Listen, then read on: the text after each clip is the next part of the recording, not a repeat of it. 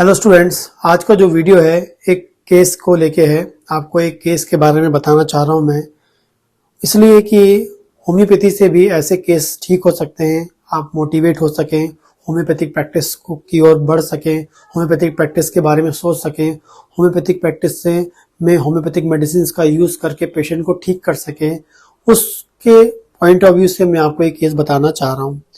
Recent में एक case मेरे पास 22/9/2023 को एक बच्चा आया हुआ था। जो बच्चा 10 साल का था, 10 साल की उसकी एज थी और वो बच्चा मेरे पास आया था।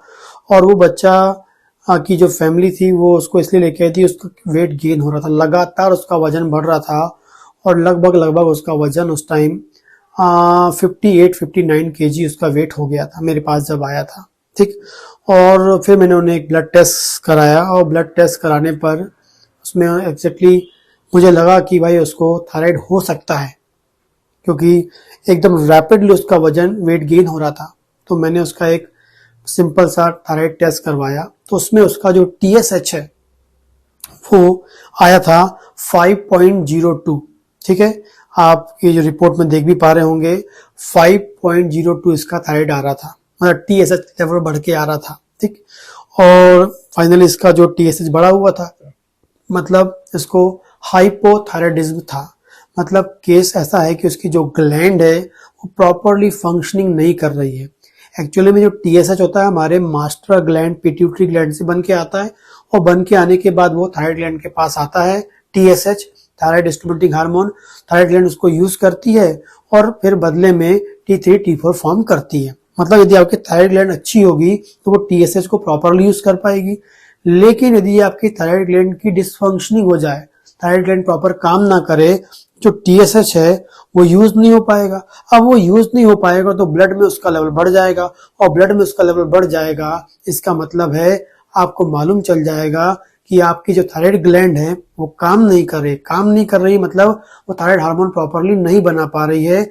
जिस कारण से वो किस कारण से नहीं बना पा रही, क्योंकि वो TSH का यूज नहीं कर पा रही, क्योंकि ग्लैंड काम नहीं कर रही है। तो ग्लैंड काम कर रही है नहीं कर रही है, यदि नहीं कर रही है हम उसका पता कर पाते हैं TSH लेवल से, और यदि TSH का लेवल बढ़ के आ रहा है इसका मतलब थायराइड ग्लैंड काम नहीं कर रही है, थायराइड हार्मोन नहीं बना पा रही है। फाइनली आपकी बॉडी के अंदर थायराइड हार्मोन की कमी होगी, जिसे हम बोलते हैं हाइपोथायराइडिज्म, हम लोग बोलते हैं। तो ये केस है हाइपोथायराइडिज्म का केस है और इसको लिया मैंने और प्रॉपर केस टेकिंग करने के बाद फाइनली उसका ट्रीटमेंट चालू किया अपन ने। और ट्रीटमेंट करने के बाद उसे 15 डेज का मेडिसिन अपन ने स्टार्ट किया, 15 डेज का मेडिसिन दिया और फिर उसको आया, फिर फॉलोअप में फिर अगेन उसको 50 डेज का मेडिसिन अपन ने दिया और फिर अपन ने एक ब्लड टेस्ट कराया 28/10 को। ठीक है, पेशेंट मेरे पास आया था 22/9 को आया था, 22/9/2023 को आया था।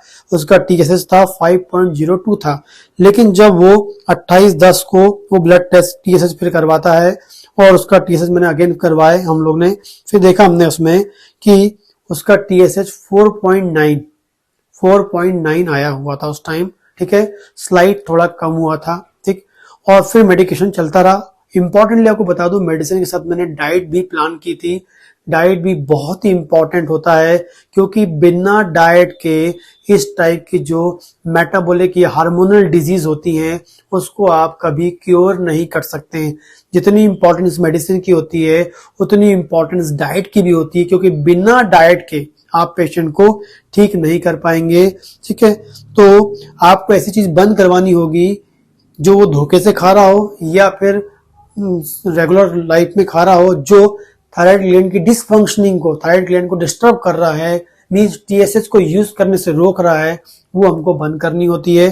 प्रॉपर डाइट प्लान करी और उसके बाद मेडिसिन चलता रहा और फाइनली फिर अभी 12 दिसंबर 2023 को फिर हमने TSH करवाया तो इनका TSH आ गया 3.76 उसका आ गया है, बिल्कुल नॉर्मल आ गया है अभी के टाइम में। अभी तो मेडिसिन और चलनी है, डाइट को भी हमें फॉलो करना है।